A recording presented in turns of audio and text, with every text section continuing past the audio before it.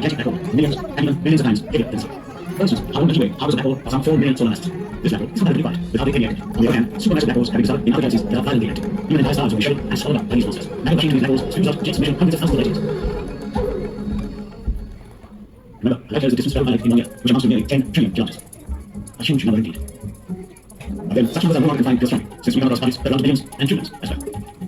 All these vast estimations and mergers, accompanied by the fantastic display of light, and are nothing compared to the brightest of them all, namely the explosion associated with the origin of the universe itself. Let us consider the structure and the evolution of our cosmos.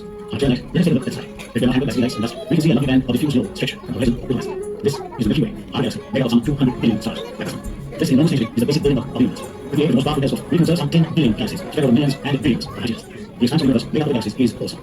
That is not all. The most amazing fact about the galaxies is that they are rushing away from one another at tremendous speeds, or, in other words, the universe itself is expanding. Strange, or true?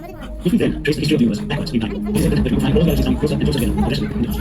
As a result, in our time universal journey, we vision in which all the matter and all the radiation in the universe are condensed into small regional space of unimaginably high density and temperature.